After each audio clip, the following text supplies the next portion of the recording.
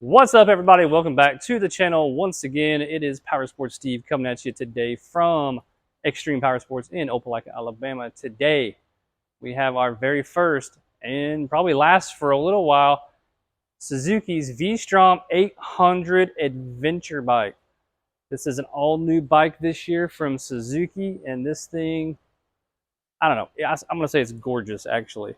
I'm kind of bummed because one of our service technicians just bought this bike, and he has graciously allowed me to bring it down here and do a video on the bike to show you all what it's all about, to show you some of the features, talk about some of maybe the differences between this bike and say the 650 if you're looking at the 650. And I gotta say, I rode the non-adventure model, I don't know, a couple months ago, maybe, give or take, somewhere around there. Yeah, it's been a couple months probably since we had that bike. This one just came in, and I gotta say, I'm absolutely in love. I'm gonna show you why one more time and give you a little bit of a, I don't know, summary, I guess is what I'm gonna call it, and we'll go from there. Once again, everybody say, hey, Abby. Hey guys, What up? What are you doing? welcome to that. Nice, helping me. She always helps me with videos. It's so nice of her, and do appreciate the help. But folks, look at this bike.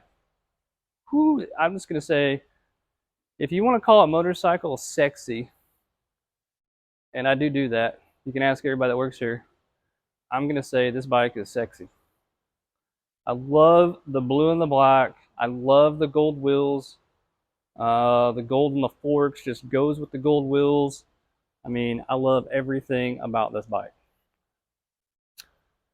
So what is new on this bike, folks? Let's just say, short answer is literally everything on this bike is new compared to the 650 and the 800.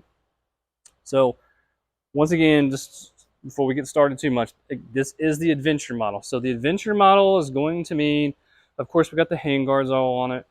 We've got what you want to call your crash bars or accessory bar, as a lot of people like to refer to it too, including Suzuki.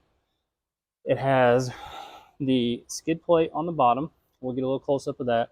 And then it comes with 37 liters of hard panniers. These things are nice. Of course, they're quick release. We're going to show you that in just a minute. And you're going to see why we love this bike. So first off, all new frame, all new motor, all new technology, everything from Suzuki, guys and girls, I will say. This is a parallel twin motor. Suzuki has pretty much always ran a V-twin on the V-Strom line. So this is all new condensed space-wise engine. 800cc, it's actually just a hair under 800cc, but we're calling it 800. Parallel twin. This thing is super torquey, super peppy, all the things. You have to ride this bike.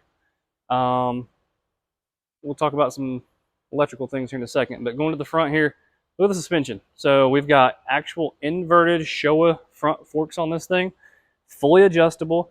The 650 does not get the fully adjustable suspension, and daylight and dark is all I'm going to say on the difference. I mean, absolutely amazing. So one thing you're going to notice too, Suzuki pretty much has always had the 17s front and back. This thing runs the 21-inch, more off-road like type tire on the front, and I'm a fan. I have ridden the 650s and the 1000s. I've had several myself, my personal possession, and the 21 is really nice if you're the guy that really likes to ride the dirt roads and service roads or trails or whatever. I mean, this is the way to go, folks. That's all there is to it. I don't care what anybody says, it's the way to go. Here's a closer look at that skid plate for you. It is a plastic skid plate, okay? But if you look down in there, and you can't maybe see it, but it does have the metal kind of framing. This frame connects to the crash bar right here, and then goes all the way to the back of the frame as well. If you look in here, you'll see that's a metal bar that goes across the middle. So you do have metal support just with the plastic covering. It's going to keep the mud and the water from kind of splashing up into that place, okay?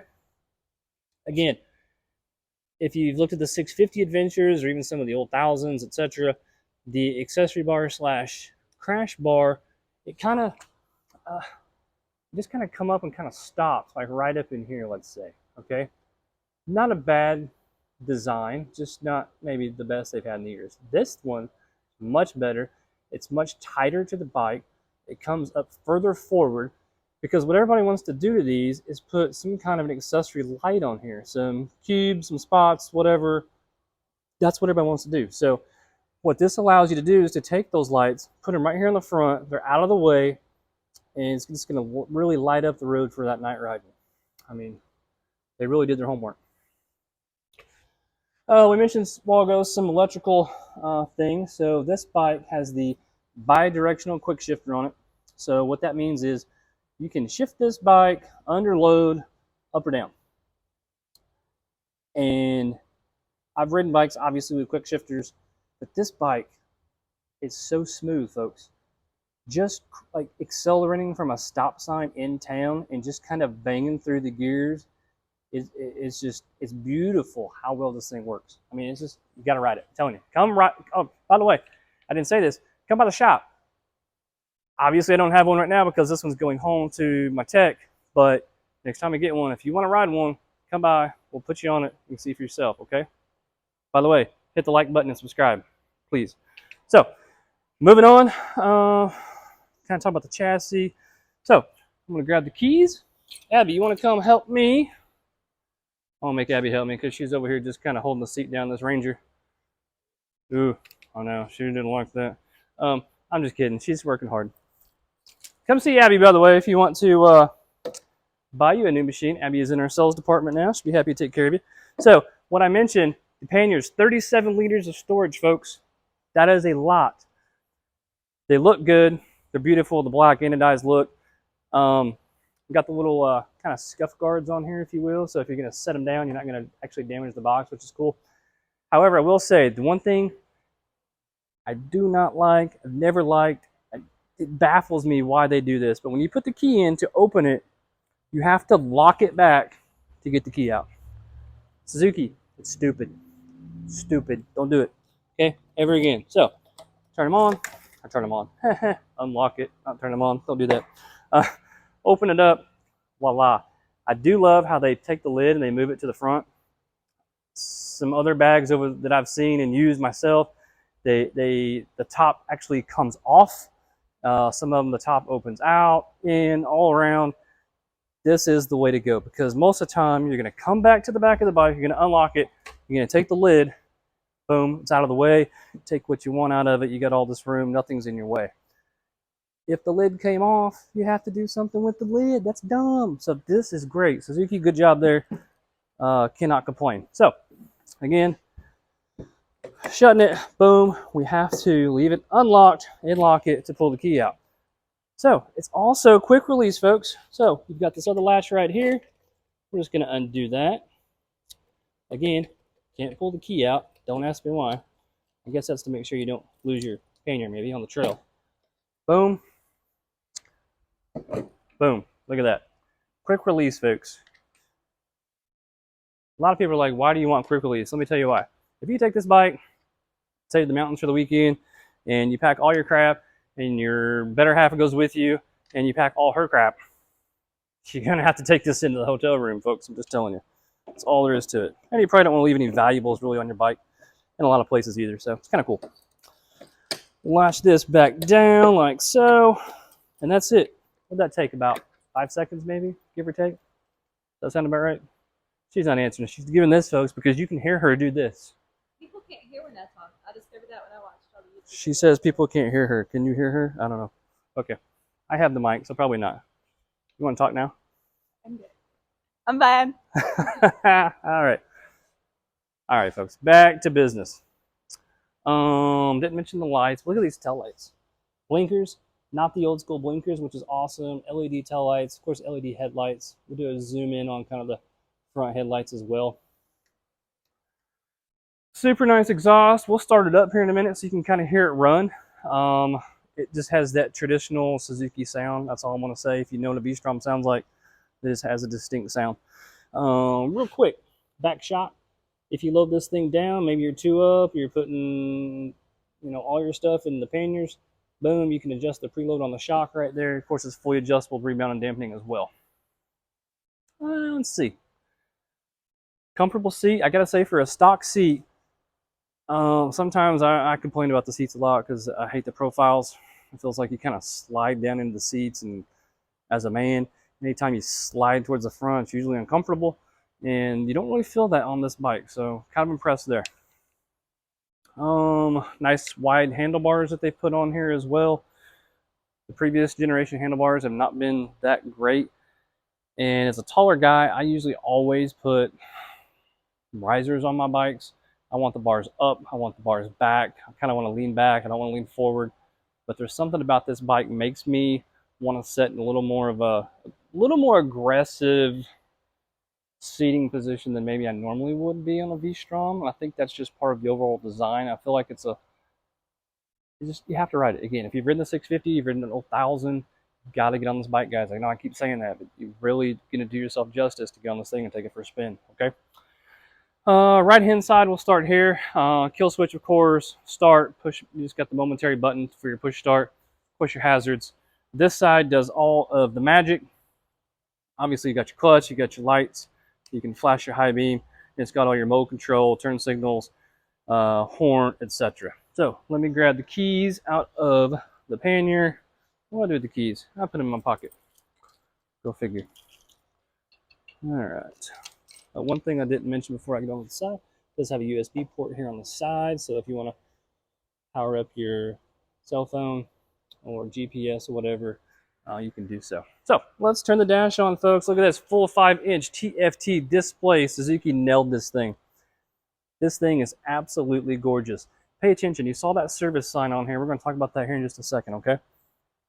So everything you need to know on this display. Obviously, you see the tachometer, kind of your call to action right there, if you want to call it that. Speedometer in the middle. Quick shift indicator. We talked about that a little bit ago. Gear indicator, fuel gauge, odometer, voltage output, temperature, ambient temperature, and of course at the top there, right here, you've got traction control, Suzuki drive mode, and your ABS. Across the right, because the bike's not running, it's got all these kind of lights on here, and they're going to tell you what's going on. So, real quick, let's start with the kind of glaring obvious things. Traction control, Suzuki drive mode, ABS, all these three things in the center right here.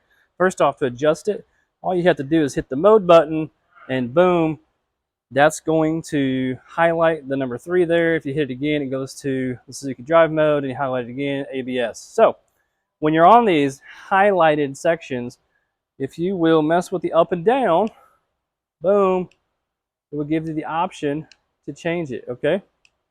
If you don't want to change it, you don't have to change it. You want to go back to something else or stop, you can do so. But all you have to do is highlight what you want to do, okay?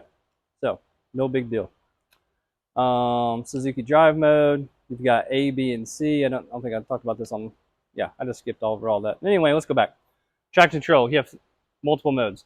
You can go 1, 2, 3. It also has a gravel mode on this bike. So, basically changes wheel slip strictly for gravel road conditions, okay? And then you can also turn the traction control completely off. So if you want to turn the traction control completely off, folks, you can do so. Suzuki drive mode selector. So you see that there is an A on there right now, right? Everybody sees that.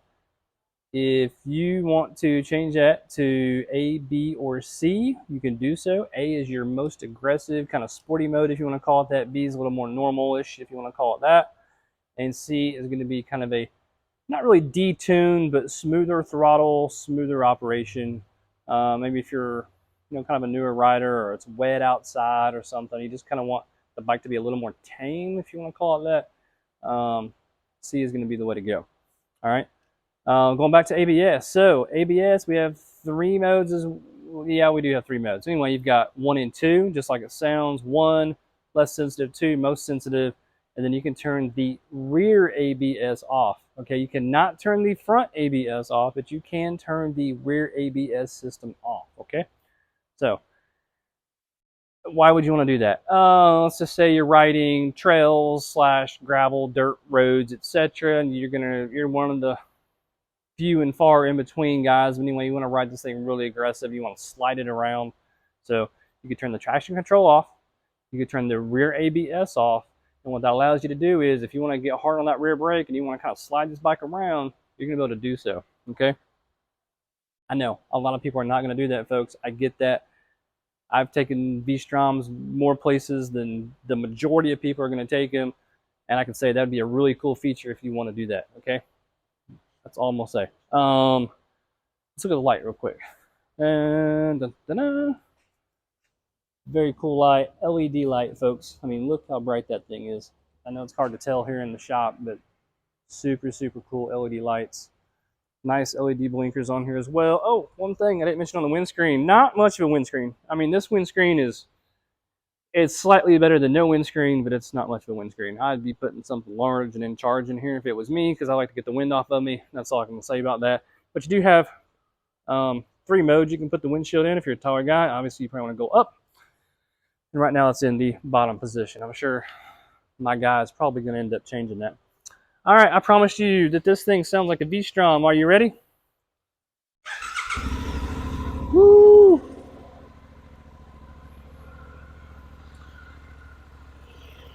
Like I said, folks, sounds just like a V-Strom. I don't know what it is about that Suzuki exhaust, but it is very distinct. 650s, 1050s, 1000s, they almost all sound the same. It's kind of funny, especially with this being a parallel twin versus a V-twin. Kind of neat. All right, time to turn this guy. I guess I could go ahead and show you this real quick since we're on here. If I can get it to work. I probably can't. That's okay. We're gonna worry about that later. We're gonna turn this off right now. Oh, I didn't mention. So on here, you got your up and down. So if you're not worried about your ABS, drive mode, or traction control, you can hit this and it will change what is reading out on here. So trip 1, miles per gallon on trip 1, your trip 2 miles, trip 2 miles per gallon, distance to empty, your average mile per gallon, and back to your odometer, of course, voltage output. And of course, that's gone up right now. And we haven't taken off, so all this is still going to be on here. Once we get moving, some of those lights will come off. We're going to turn it off real quick, and I'm going to turn it back on, and we're going to talk about a couple more things that this bike will do, which is really, really cool. Again, see that service indicator? Kind of nice, right? Kind of cool. All right, so if you will hold your button down there, you will go into the menu, the main menu that is. So what you have here is you've got ride information. We'll click that. You can adjust your RPM. We're going to call it a shift light. You can adjust, I think, from like 4,500 to 9,500 or something like that, where it will flash at you telling you to shift, calling it a shift light. Quick shift settings, and then we can exit out of there, go into the info screen. It will tell you what you want to pop up on that screen. So if you want it to tell you your next service or whatever, you have the ability to change that, which is really, really cool. And then your main settings, we control how bright the screen is. There's a day and night mode. Of course, you want to go to, kilometers instead of miles. You have the ability to do that. And of course, change your date and time and go back to the default system info. That's just your basically computer stuff for the bike. And we'll hit exit, and we're going to get out of here. Go back down to close. Bada bing, bada boom, folks. Trying to think if I missed anything. Doesn't ring a bell. I'm sure there's something I probably missed, but that's a pretty good 19-minute, looks like, video already. I apologize for going so long. I probably bored you to death. If you hung in the whole time, folks, thank you so much. One more time, please give us a like. Follow us. We've got a lot more videos coming. All the bikes that come out, we're going to be doing rides on and reviews, talking about them, all that kind of fun stuff. And please like, subscribe. By the way, everybody say, hi, Kevin. Folks, Kevin here, Master Technician. He is on, how many V-Stroms? At least your second? Third V-Strom. He just got the new 1050 because he's cool. Okay, thanks, folks. Bye.